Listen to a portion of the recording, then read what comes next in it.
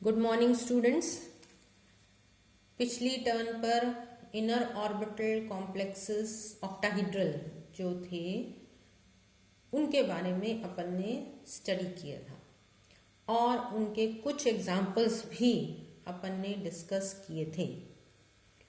उसमें अपन ने ये देखा कि D1 से लेकर के D3 तक के जो कॉन्फ़िगरेशन होती है मेटल एटम की, वो बहुत आसानी से इनर ऑर्बिटल ऑक्टाहीड्रल कॉम्प्लेक्सेस बना लेते हैं, क्योंकि इन कॉम्प्लेक्सेस को बनाते समय या ये हाइब्रिडाइजेशन होते समय डी के जो ऑर्बिटल्स ईजी ऑर्बिटल्स हैं dz² और dx²-y², वो अपने को वेकेंट प्राप्त होने चाहिए।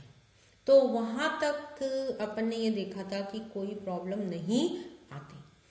D4 से लेकर के और D5 में भी ये इलेक्ट्रॉन्स T2g ऑर्बिटल में पेयर हो सकते हैं और EG ऑर्बिटल्स को वेकेंट कर सकते हैं। D6 आयरन की केस में ये अपन ने देखा था कि इस केस में भी ये इलेक्ट्रॉन्स अंदर की तरफ या T2g ऑर्बिटल्स में पेयर हो करके और इनर ऑर्बिटल ऑक्टाहीड्रल कॉम्प्लेक्सेस बना सकते हैं।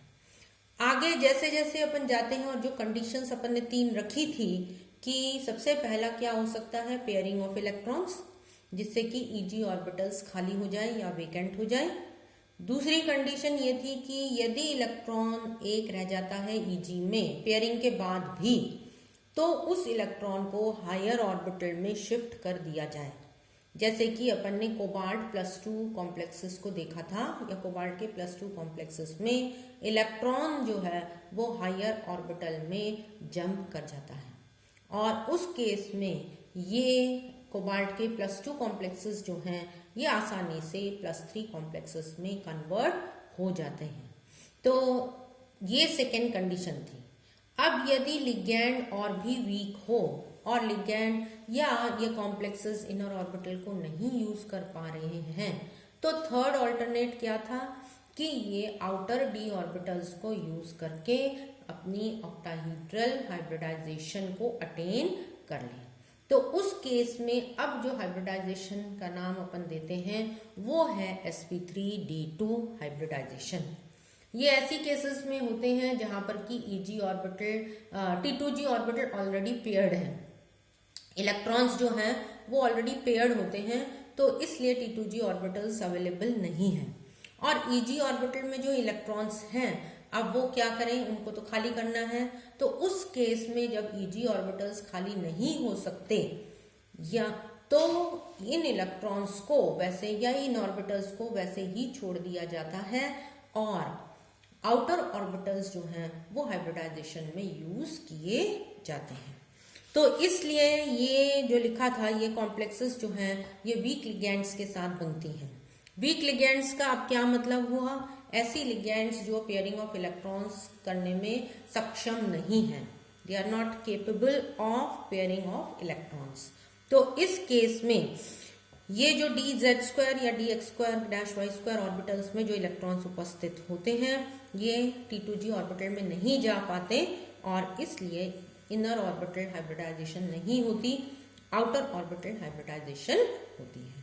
अब ये देखिए ns, np, np, np और dz² और dx²-y² जो अपनी इनर ऑर्बिटल कॉन्फ़िगरेशन थी वो n-1d ऑर्बिटल भाग लेते थे।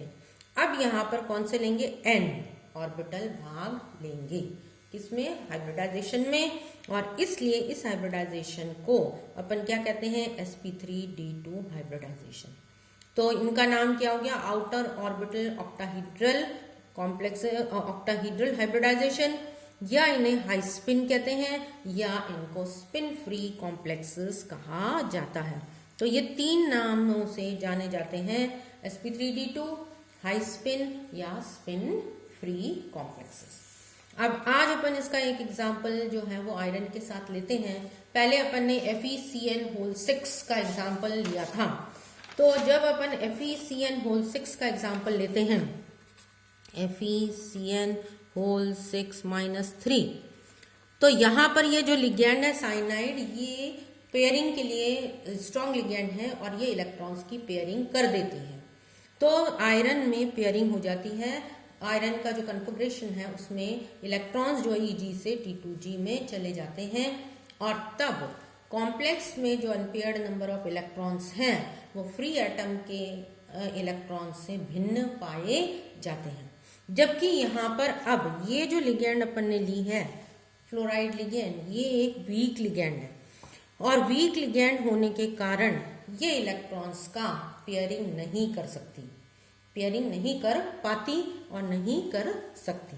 तो यहाँ पर अगर अपन देखें तो आयरन का कोऑर्डिनेशन नंबर 6 है, तो इसलिए ये कॉम्प्लेक्स जो बना है वो ऑक्टाहीड्रल कॉम्प्लेक्स है और इनमें संकरण कौन सा होना चाहिए, sp3d2 या d2sp3, दोनों में से एक संकरण होना चाहिए ऑक्टाहीड्रल कॉम्प्लेक्सेस बनाने के लिए। आयरन की ऑक्सीडेशन स्टेट +3 यहाँ पर अपन कैलकुलेट करके फाइंड आउट करते हैं। अब आप ये देखिए आयरन एटम में कन्फिग्रेशन क्या होगी, इनका विन्यास क्या है, 3d6 4s2 4p0 4d0, ये सारे आउटर ऑर्बिटल्स जो हैं वो सारे इस तरीके से हैं। अब +3 जब आप करेंगे इसका, क्योंकि ऑक्सीडेशन स्टेट कितनी है +3, तो 2 इलेक्ट्रॉन्स s में से चले जाएंगे और 1 इलेक्ट्रॉन d में से चला जाएगा। तो अब विन्यास क्या हो जाएगा, 3d5 4s0 4p0 4d0। तो आगे वाले जो ऑर्बिटल्स हैं ये सारे अपने को खाली प्राप्त हो जाते हैं और यहाँ पर Fe3+ का जो विन्यास है कन्फिग्रेशन 3d5 4s0 4p0 और 4d0 आगे की तरफ प्राप्त होते हैं। अब ये कॉम्प्लेक्स में अगर अपन देखें तो ये पाया गया कि Fe(F6-3) कॉम्प्लेक्स में जो मैग्नेटिक मोमेंट पाई गई थी वो 5 अनपेयर्ड इलेक्ट्रॉन्स के बराबर थी। तो 5 अनपेयर्ड इलेक्ट्रॉन्स के बराबर का मतलब ये हुआ कि ये फ्लोराइड आयन जो है लिगैंड जो है वो पेयरिंग नहीं कर पाई और इस कारण जब पेयरिंग नहीं हुई है तो इन ऑर्बिटल्स को संकरण में भाग नहीं ले पा रहे हैं, तो आउटर ऑर्बिटल जो d के हैं वो संकरण में भाग लेते हैं और यहाँ संकरण sp3d2 पाया जाता है। अब ये देखिए कि अगर अपन आयरन फ्री आयन में अगर देखते हैं, आयरन का फ्री आयन देखते हैं तो यहाँ पर 5 अयुग्मित इलेक्ट्रॉन उपस्थित हैं, पैरामैग्नेटिक हैं और इनकी पैरामैग्नेटिज्म या म्यू का मान किसके बराबर आएगा, 5 अनपेयर्ड इलेक्ट्रॉन्स के बराबर आएगा। उसी तरीके से जब अपन कॉम्प्लेक्स में देखते हैं तो कॉम्प्लेक्स में भी इनका पैरामैग्नेटिक नेचर है और म्यू का मान, मैग्नेटिक मोमेंट का जो मान है वो 5 अनपेयर्ड इलेक्ट्रॉन्स के बराबर आता है। इसका मतलब इनर ऑर्बिटल इन्होंने यूज में नहीं लिए हैं। कौन से ऑर्बिटल यूज लिए हैं, आउटर ऑर्बिटल हाइब्रिडाइजेशन के लिए यूज में लेते हैं। तो इसलिए इन कॉम्प्लेक्सेस को अपन हाई स्पिन या स्पिन फ्री कॉम्प्लेक्सेस कहते हैं और ये कॉम्प्लेक्सेस लिगैंड की बेसिस पर बनते हैं, वीक लिगैंड या स्ट्रॉन्ग लिगैंड।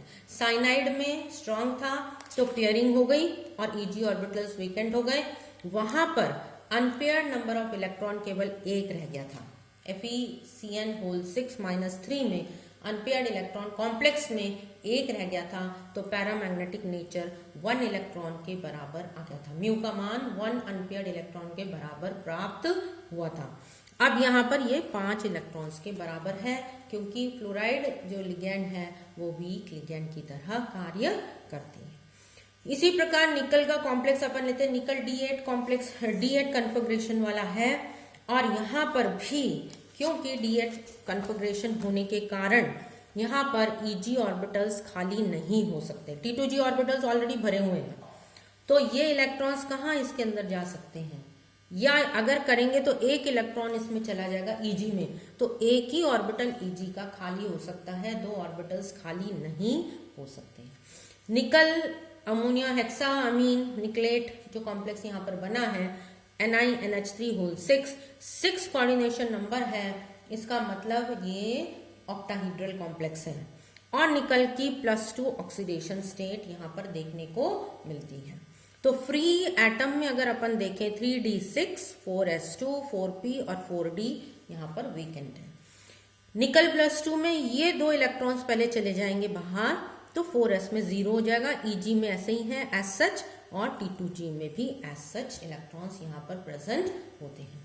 तो अब ये दोनों Eg ऑर्बिटल्स को अपन वेकेंट नहीं कर पा रहे हैं, केवल अगर पेयरिंग होगी तो एक ही होगा, इसलिए निकल आउटर d ऑर्बिटल्स को यहाँ पर यूज करता है। ये आउटर d ऑर्बिटल्स कौन से यूज होंगे, dz2, dx2 dash y2 use होंगे, और इस तरीके से निकल आउटर ऑक्टाहीड्रल हाइब्रिडाइजेशन अटेन करके ऑक्टाहीड्रल कॉम्प्लेक्सेस का फॉर्मेशन करते हैं।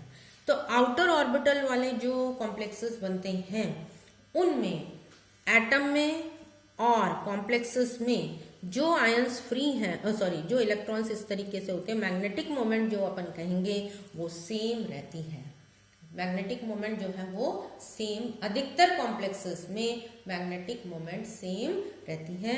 जैसे कि यहाँ एटम में 2 अनपेयर्ड इलेक्ट्रॉन्स हैं तो मैग्नेटिक मोमेंट पैरामैग्नेटिक है, mu is equal to 2 unpaired electrons.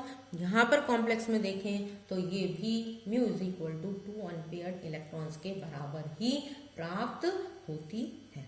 तो ये एग्जाम्पल्स जो हैं ये कुछ ऑक्टाहीड्रल कॉम्प्लेक्सेस के जो कि आउटर ऑक्टाहीड्रल हाइब्रिडाइजेशन द्वारा अटेन किए जाते हैं, उनके एग्जाम्पल्स